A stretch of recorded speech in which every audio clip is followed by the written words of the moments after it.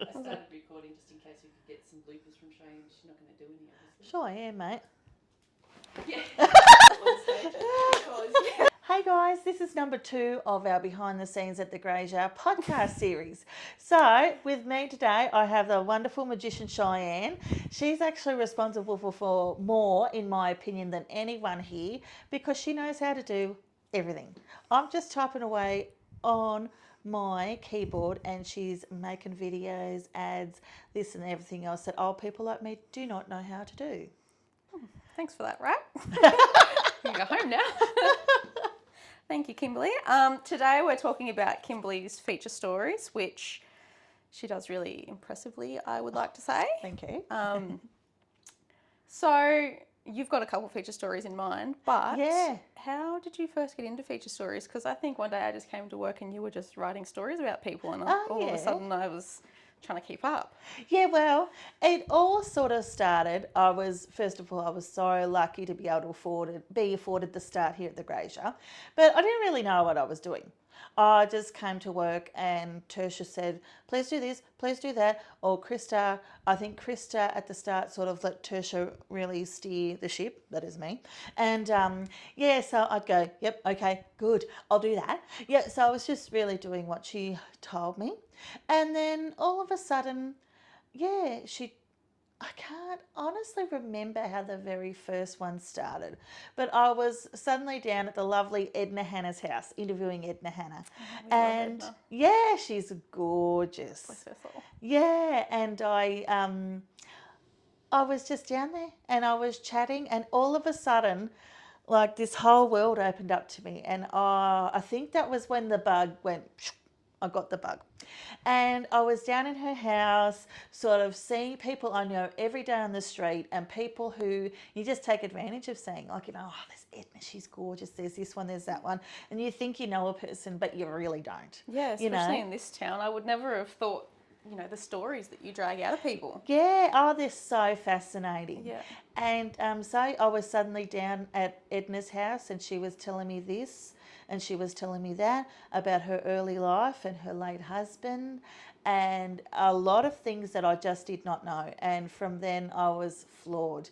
And I find it so incredibly touching that people will sit there and I've always felt very honoured. Like it's a real privilege to be able to sit there and all of a sudden people are telling you things that you didn't know and you don't know whether everyone knows these things or you feel like people are affording you a glimpse into their private life and I find it very special. Yeah. You've told me before, and I think I said it to you when you wanted to ask me questions one day, people always say to you, oh, what do you want to talk to me for? I've got nothing interesting. And you're the best at giving compliments. But how do you get people, how do you convince them? You just seem to be able to drag a story out of nowhere. Well, sometimes I will sort of rattle off a few reasons why I think people should talk to me. Number one being that when a big influence on my childhood was my grandparents, and I adored my grandparents. And sadly, my grandfather passed in 2006. And I didn't know a lot about his life. I've never seen a photo of my grandparents' wedding, and these are just things that fascinate me. And I never knew a lot about their early life.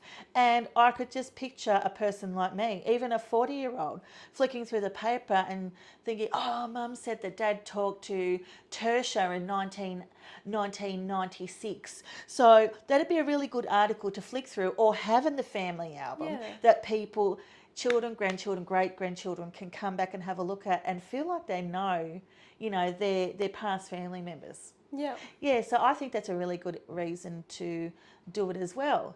And also, for many other reasons as well, people do have a story to tell. They think they don't. That's because you know your own story. You've lived it. You just think that's normal. It's par for the course. That's the information you know.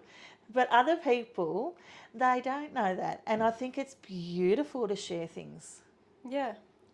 So what story, you've been doing this for, 2 years now? Yeah, 2 years. So what story sticks out to you the most? Oh, there's so many, so very many. I mean, Edna really gave me the bug. And I think the next one that really pops out is Jim Bissett. Jim Bissett was another one of those fantastic people.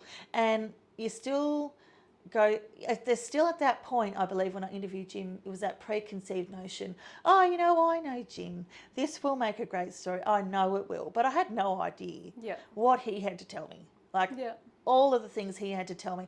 He was a 10-pound pom. He was from Scotland. He'd already lived this amazing life in Scotland. Where it snowed and it was like just not only a different landscape, it was a different world. Yeah. And it was so fascinating. And he was about 17 by the time he boarded his ship to come to Australia. And then they eventually worked their way down to Hay. But, some people truly, I feel like they have like 4 or 5 different lives in their lifetime. Yeah. And his story was flooring. And I remember, like, I get that bug, and a lot of people do. When you get that book and you can feel the hook, sometimes I can almost remember this page. That's when that got me.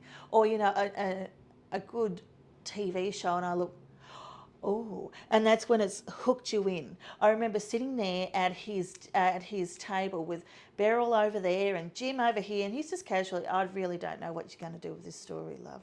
But, here it is. And I'm sitting there, wow. And I can just remember it had me hooked. And you could almost see it playing out like anything. And I think it was either 1 or 2 sessions I had with Jim, and it was like that good TV show or like that good book. And I was like, I can't wait. And really, tell me more. Yeah. The really magical stories you enjoy all the way through. And then you get to come back to the computer and you get to type them out. And as you're typing them out, you're remembering everything he's saying, and everything he's told you've written down, and you get to enjoy it all over again. Yeah. So I don't feel like I have a job as such. I get to record these stories. And like I said, it's a privilege. It's fun. So sweet. Look at you go. Now, I'm not sure if you've talked about this before, but you're making a book. Yeah, we are making a book. How could I do it without you? Like I said, magician. Yeah. I was fumbling along on, a very limited program before you came along, and suddenly it's jumping out of the page. Yes, it is amazing. How exciting. Yeah, we're going to make a book. Yeah, and hopefully that will be published and available at the end of the year. Yes, how exciting. Very exciting. Yeah. Exciting. I can't wait to put your face right across the front page. Oh, that'd be nice hard. Close-up photo. Like, you just put the forehead on maybe the just outside your and the eyes rest up. of my face on the inside of the I've got so many ideas. Yeah. You just put you on every single page. Yeah, the people of Hay on my forehead. Yeah, no, that'd be cool. That'd be great. Yeah. So when you're meeting with people, telling them stories, you said you go to them? Yeah, it can be anything. Like, I can go to them, and it's all it's cool to capture them in their natural environment. Yeah. Like Jim, his photo, I got this great photo, and he's leaning across, his balcony like this, looking out he told me the other day, it's a lagoon, it's not the river. So looking out to the lagoon across from his house. And it's a picturesque place, and it means so much to them, and they should be proud of that place. It's great. So it's nice to get the photos of people in their natural environment, but they can come to the Grazier as well. Whatever's most comfortable to people is how I like to do it, because, That's great. Yeah. Look at you go. I remember sitting next to you one day, and you were typing away, and then I think, to my memory, you were gasping as you were typing. Yeah. It probably goes back to you reliving people's stories. Oh, yeah. Yeah. Steph Katnack's story. She was just amazing, and the circumstances in which I interviewed her made it all the more better. Like, I had interviews booked and it was a Thursday, and all of a sudden my baby came down with vomiting and gastro during the night. And so that was a marvellous day. So luckily I'd managed to get on to Steph and say, I'm sorry, can we do it over the phone? I'm at home, explained the circumstances, and it was amazing. I was bleary-eyed, sort of, not too keen on anything, being awake. And then I got on the phone to her, and I sat on my bed, on the side of the bed, and I started to write, and I was like, oh, wow. Oh, great. And it was both her story and her essence. Yeah. Everything about her, the sound of her voice, the lovely things she has to say. And before I knew her, I didn't realise how just utterly genuine the lady is. Yeah, You she's know, so lovely. it was Yeah. magic. It was Yeah. really magic. And the honesty and the frankness, and she's inspiring. She's had some battles in her life that people may not be aware or may not have been aware about, but she's very frank about that, and she uses her battles to help people. They've inspired her to aim for betterness. They've inspired her to reach for more and do the work on herself and become self-aware and just really search for happiness in life. And by the end of it, I felt like she was a really treasured friend, and she just inspired me. And not only did she lift my day about like 10, elevated it by 10.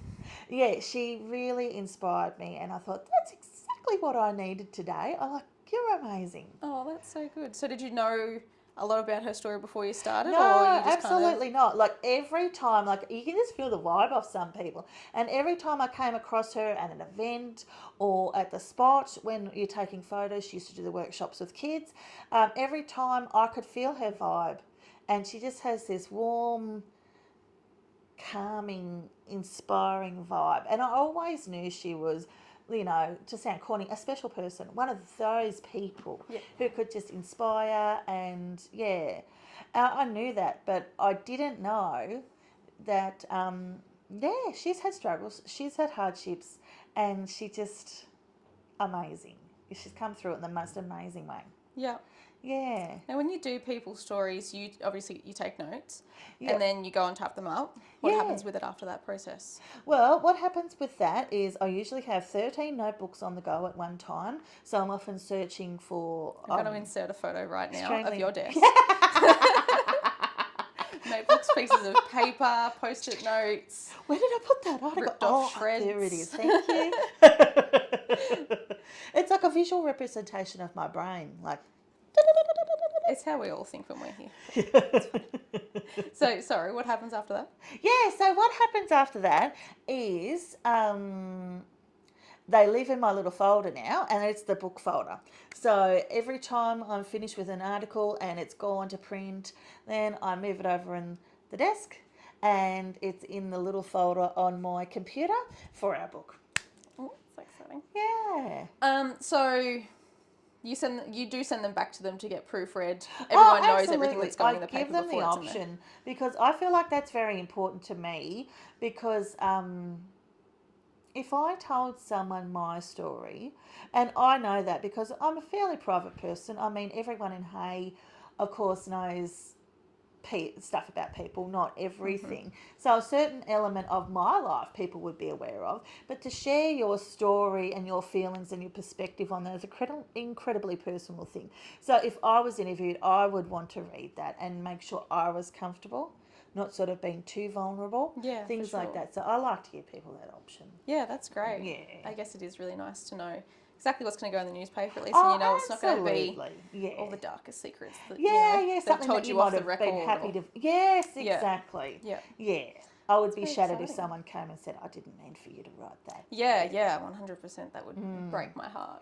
Well, another story that really blew me away was Jodie Plants. Yes. Yeah, Yes. yeah. And it's that same thing. It's that same theme. And it blows me away every time. Like, I've seen Jodie on the street. She's a friendly face at Trent Lloyd Real Estate, just up the road from us.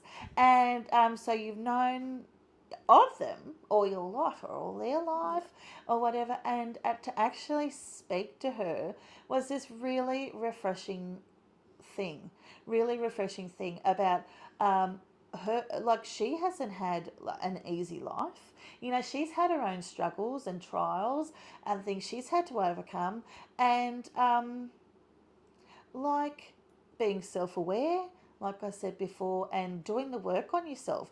Like, and I can't admire a person like that more. Yes. You know, they've identified a few issues that they would like to change about themselves, and they've gone out there, found the tools they need to help them. They've gone and done that work, Yeah. and they've improved themselves out of sight. And I find that incredibly inspiring. Yes. And she's quite an articulate person, and actually fantastic to speak to. Yeah. And that's another interview I walked away from going, God, I love my job. Yeah. You know, it just makes my day. Yeah. You know, I just can only seeing imagine people. that beautiful, warm feeling that you get when you're walking away going, I can't believe how strong that person is. Yeah, Yeah. yeah, absolutely. Or how smart and inspiring. And I wish I had all those tools or all the foresight that she had at, I don't even think she's 30, you know, and she's just done so much work on herself and really improved herself. And I really admire that about people. Yeah. Yeah. Yeah, good for her. Yeah. Good for you. You've done well. Oh, thank you. I know we get a lot of beautiful comments about your writing. People in hate are beyond supportive. Yeah. And I find that really touching as well. I really find that touching and appreciate it very much. But like I tell a lot of people, I don't feel like I work anymore.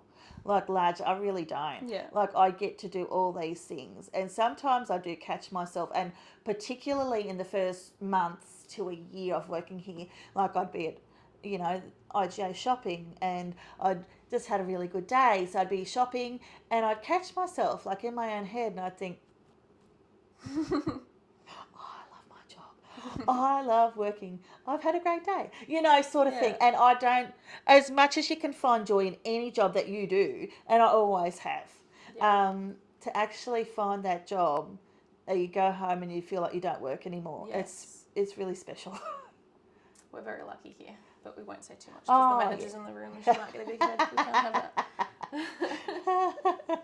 Well, I think I've asked you all the questions I can ask you. Yeah, awesome. Thank you for bringing such great stories to have. Oh, no, thank you all for putting up with me. How good that we're finally getting acknowledged for our monkey chatter. Yeah, I know, it's good. I've been paid to talk and write. Yes, that's We great. haven't been yelled at for sitting in here for like 15 minutes. Yeah.